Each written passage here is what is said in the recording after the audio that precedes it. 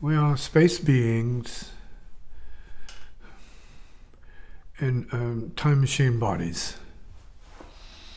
A topic I have brought up often before. And that helps in our understanding of what our actual limitations are relative to the solar system and how the interplanetary tensions affect all the planets and certainly life on Earth, relatively speaking, and humans, because we are time machines first, and maybe even last, time machines. As the old school says, it's a time for birth, time for life, and a time for death. Right? That is almost implying that it is determined as such. So what is determined is maybe not the precise moment, but certainly that we are here to live and die according to law. So being space beings gives us the advantage then to, and by that we mean spirit souls. So consider and thus change. Consider, let's say, what our limitations are and thus change. So limitations are appearances that once you look at it from a certain viewpoint, you can modify that to some degree. That's within the realm of practicality, of course. Right? You can't fly, so you can think about flying unless you're in an aircraft. You're not going to have any possibility of flying, but you can fly in your mind. The important thing is not that you fly in your flesh, but that you can fly in the mind. So then it's the imagination is key to this process. That's the space. Space being means imagination being. So the imagination can find solutions. Right? It depends on your relationship to yourself in that way, and your willingness and openness to be able to create options and solutions to your own problems. And that's really an important factor here. Are you willing to be transformed, say, by your own imagination into a solution rather than remain as a problem to yourself or other peeps? What's the relationship between, say, the mental body and the causal or the time body? How can they interact more productively than they usually do? They always interact, right? You have your emotional, physical body. You have your emotions. They're constant. So even if they show up cyclically, certain emotions come up, certain memories come up from certain experiences, from this life or a lifetime before. All of these are part of the mix.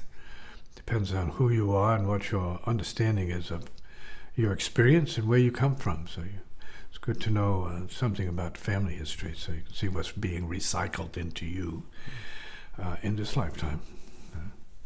And so we are, in terms of the Enlightenment teachings, you are none of the phenomena that arises, or yet you are all of it, but you're not really absolutely any of it. So, you're not just this, you're not just that. So, you're more total reality. So within the realm of total awareness, you have a lot of possibility, a lot of potential for change. That's how you think, how you feel, and what you know you can do to modify, improve, transform, or elevate your consciousness. The elevation, what you can do. Well, we all know what you can do here. You have to practice going deeper. That's all you can do. Yeah. Stop, look, and listen from another level. Yeah. Is there a relationship between what you've described as the spirit descending on or into somebody and the progress that we make? Well, that's like being open to inspiration. You have to be open to it. People are continually in all the fields asking for help and inspiration. See? I mean, they're almost begging for something to descend or appear to them. that's normal, that's natural, because we know it comes from outside of the body as well as from inside the body. It comes from both places. So we're dependent upon the air, right, the elements, so we have to take them into the body. And so that gives you a better sense of the subtle levels of what is being talked about. Mm. So if that's true on the physical, you can imagine what it is on the subtle. Because we are the subtle, but we don't function and operate as the subtle, unless we're yogis and people who are dedicated to that kind of perception as a way of life.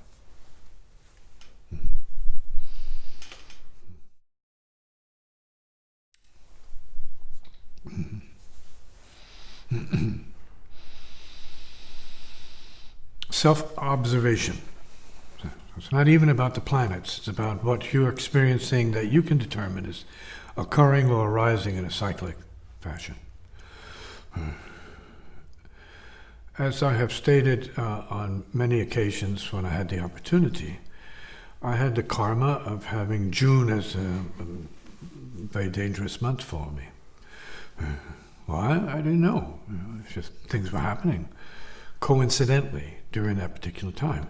It was only much later when my research into understanding why and how things happen at a cyclic level brought me to astrologic analysis, which I wasn't in any way interested in when it came to that.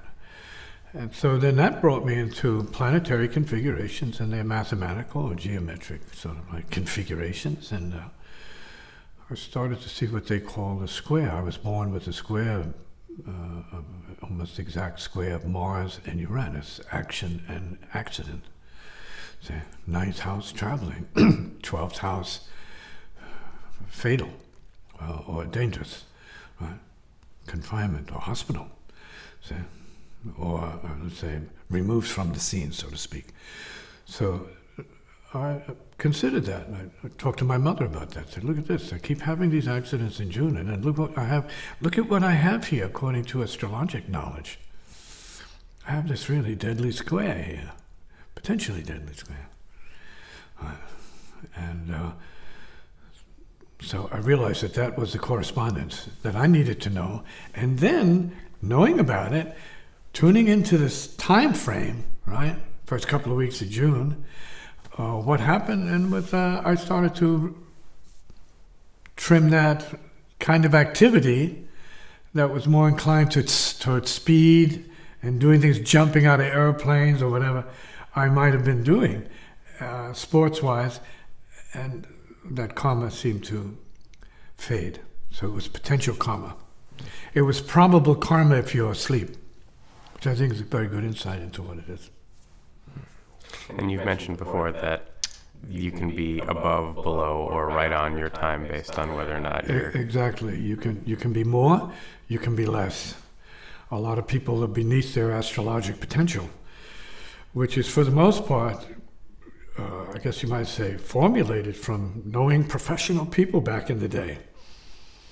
Well, professional people, whatever that meant a couple of thousand or several thousand years ago, in Babylon or wherever, where they were studying this very seriously.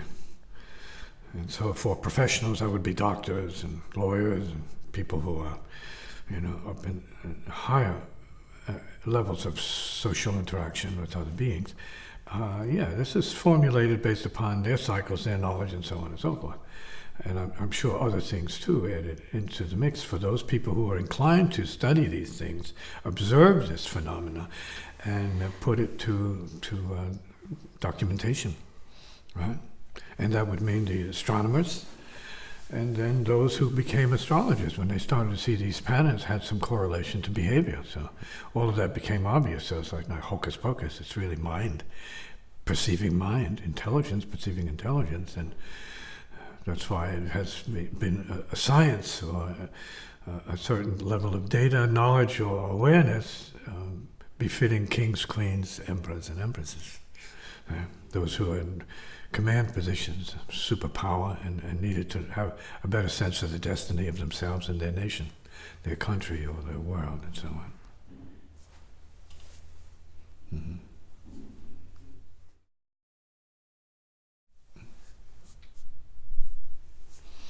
So the issue of self-determination is really pointing at a human, and that usually implies imperfect determination. And that, for the most part, is conditioned, we say, by culturing and, I guess you might say family influence in the beginning. And then later on, educational influence, social influence, and so on, and it gets piled on more. And so you're really out of touch with what you really are for, let's say, spiritual purposes, unless you have a line to that in your own individual case. Say, no, I have to stay close to some spiritual thing, which sometimes is religious, sometimes it's more artistic, and maybe art in the final analysis shows up as the truest religion.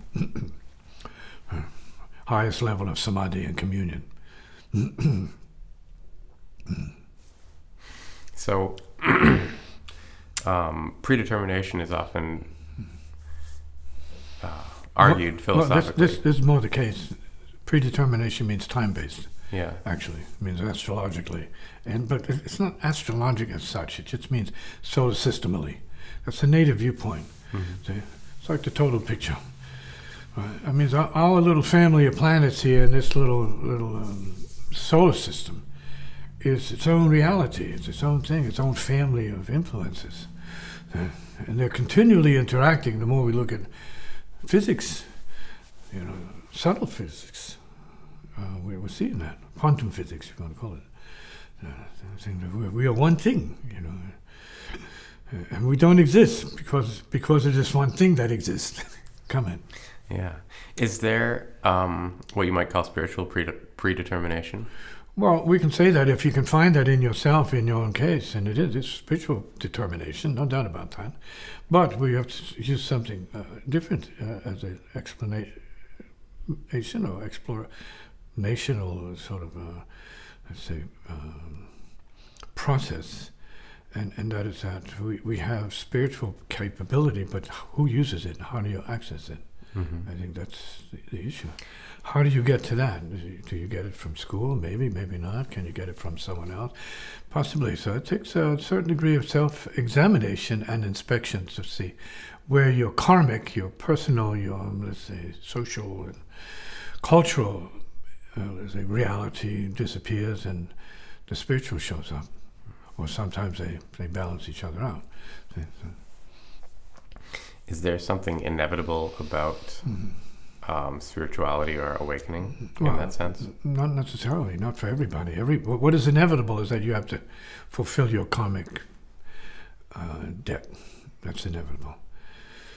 And that is generally determined by family karma, generally, past karma. And so you go that way. And that could be great. That could also be not so great. And there's not much you can do about it. And that's where we are when we're talking about fate and destiny, about things that you can't change. You wish you could, but you can't. See? Because of who you're born to, because of what was going on in your family, or whether that has military implications or other implications, dark implications, light implications, whatever, because people are born into light families, enlightenment, and they don't want to have anything to do with it. They feel they're in the wrong family. So there's a lot to be said about these particular paradoxes that seem to show up even in birth cycles and twins, even opposites, not so much alike. And then you have differences where the people seem to be more like twins than anyone else, right? They're completely opposite. White and black, maybe, but twins. Fantastic, right? Because in the truth, right, it's not about your color. Your heart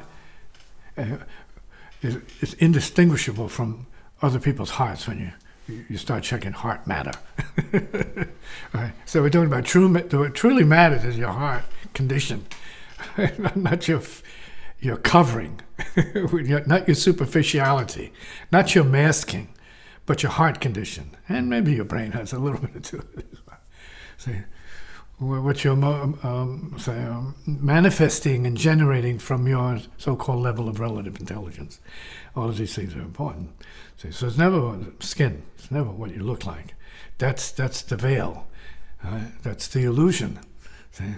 In terms of difference, that's the illusion. Skin difference, the facial differences. Right? In the time of emergency, all of that disappears. There's no such thing. When you need help, you want help. You don't care what color it comes in, unless you're really sick. If you're really sick, no, your skin tone, it's not going to cut it. You're too light. I need dark. And then you're in trouble.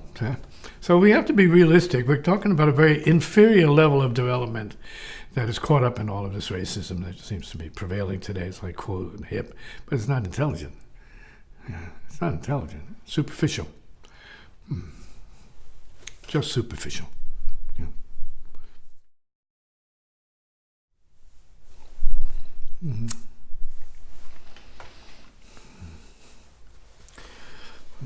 Is there a point at which the differences we were talking about become obsolete? Differences? Well, they're always obsolete. But not to ordinary people. Ordinary people are raised in the culture of believing appearances as real. And they are real, of course. Your next door neighbors are real. Right? Yeah, relatively so. Their color and their culture is real, relatively so. Not truly real, not, dangerously real unless you're so fearful of differences in this case, so undeveloped in intelligence. You feel threatened by differences instead of understanding the reality that we're all basically same inside and different outside, but not inside really. The potential inside is universal. We have intelligence. We can learn to be beyond ourselves. We can learn to outgrow our own sort of stupidity and inferiority and sort of ignorance, right? Prejudices, biases. Those are inferior, sort of like subhuman qualities, in fact. Living in fear, right, because of a person's color. We are, as a civilization right now, more in fear of those people who are fearing other people, afraid of humanity. So we have people who are afraid of humanity, right? Right, and so they imagine they are separate and better than humanity, really. Those people need to take a look at spiritual history. And I don't mean from one school's viewpoint. Put them all together and come to terms with what is really being said in the, let's say, the highest elements of religious realization, enlightenment. So once we're on the path of awakening to who and what we really are, who and what really is, then you see the differences that you have been suffering all your life are petty. They don't exist except in your sort of like,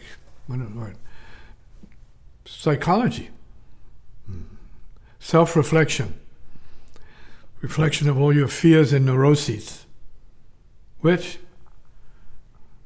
without such, you're able to embrace humanity for what it really is one big heart. Actually, one big, beautiful heart. With so much love, it's unbelievable. But not if you don't know that. If you haven't evolved to that point. But so much love. Just so much love.